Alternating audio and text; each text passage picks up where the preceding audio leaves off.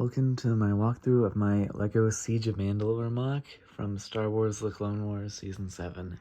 I started working on this at the beginning of this year and spent about 3.5 months working on that. I'd say there's probably around 5,000 or so pieces in this. I didn't really count or anything, but that's just my guess, and I'm just gonna walk you through everything that's going on. So down here, as you can see, we've got the bridge with the main battle that happens.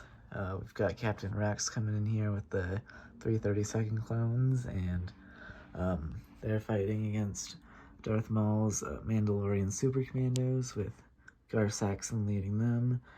And so yeah, it's just kind of, the bridge is a really simple design, and then I use the buildings just like the backdrop for the battle, and I think it looks really good. Then over here we've got the ATT coming into support, and this is just the 2022 ATT, but with some modifications, just like tiling it off and other little things to make it look a bit better.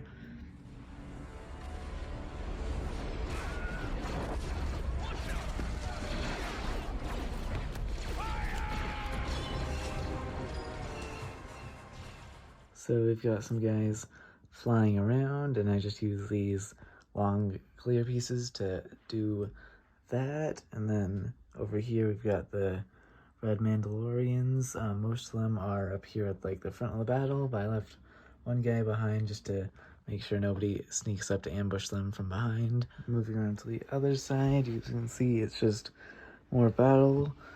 These guys here have blown open one of the buildings and are using some of the rubble as cover.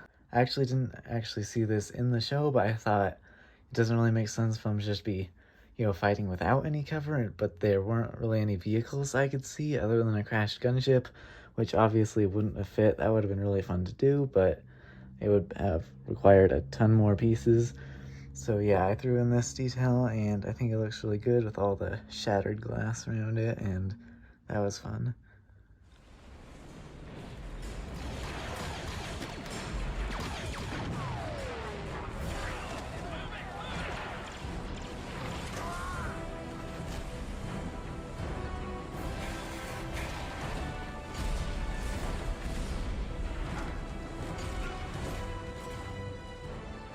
And then lastly, I just want to show you all the buildings, because I did put a lot of work into trying to make them look good and unique. I didn't want them to all just look like the same blocky building, but I wanted to give them each some character, so I put a lot of effort into that.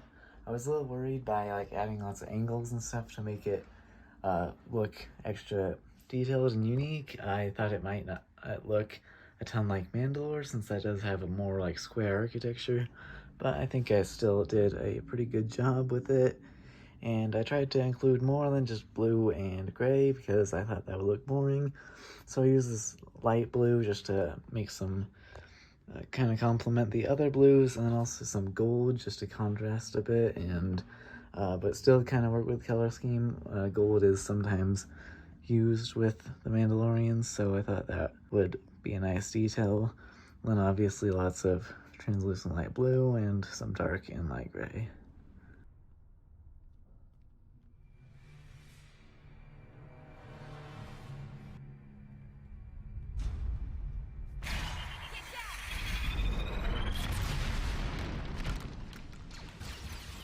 And if we flip the MOC around to the other side, as you can see, there is a little bit of an interior. I didn't want to do like a full one, since you never really see much of the inside of the city, so I didn't think it was really necessary to do that, but I included this scene, which is just where they're fighting in those tunnels underneath the city, and as you can see, we've got some of the red Mandos over there, and then the clones coming in. As you can see, I threw a flashlight behind these little translucent pieces just to give it like a cool lit effect, and actually it made the rest of the city look pretty cool with the lights coming out of the windows.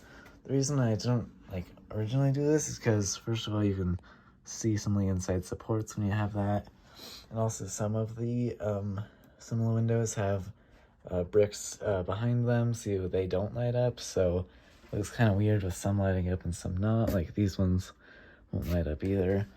but I thought it'd look cool for filming this little scene here.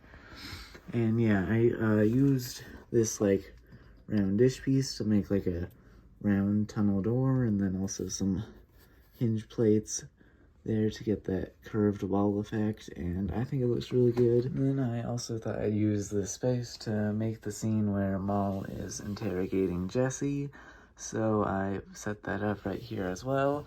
I probably should have had just two separate little things under here, like maybe one on this side, which is just completely blank, but I was kind of worried I'd run out of pieces and didn't really think of this till now, so yeah, it is what it is, and I think I'm fine with it. But anyway, so here's the scene. We got Maul and Jesse right there, and some other Mandalorians just to keep them from getting away. I see the Padawan needs one last lesson.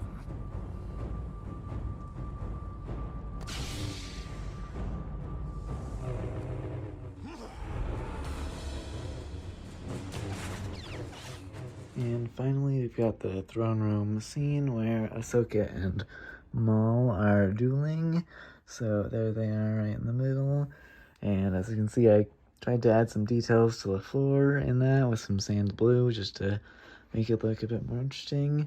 And we've got the throne here, which I think turned out really well. I like the dark orange and translucent orange. I think that is the best color scheme for this. It kind of blends together without like looking weird or anything. I think like black and orange is just like too much of a contrast, but I think this looks really nice. And then just you can see the windows, which are all clear, and you can see there's a big hole where it gets blown open. And yeah, actually I didn't really intend to do this, but with the placement of the ATT, it totally looks like it just blasted that hole, which I thought was a fun detail that wasn't intentional, but it just lined up that way, so that was fun. And they've got all the shattered glass all over the floor, which was just all the extra pieces I had. And then we've got the windows here, and I can flip around to the other side so you can see. And I think the details turned out pretty well. It's a hard shape to achieve, and I had to work for a while in Bricklink Studio to figure it out, but I think it looks pretty good. I'll probably at some point make instructions, just since I already built it in Studio. So if you're interested in that, just follow me on Rebrickable so you can find out when that happens. I don't really know how long that'll take, but eventually I will make instructions for that. And yeah, that's the whole MOC. I hope you've liked it. I hope you've liked this video. It was a ton of fun to build this MOC, and I'm glad for the opportunity to share it with you. If you want to see more stuff like this, make sure you subscribe. I've got lots more Star Wars and medieval MOCs coming soon. Comment on what you'd like to see me build next, and thanks for watching.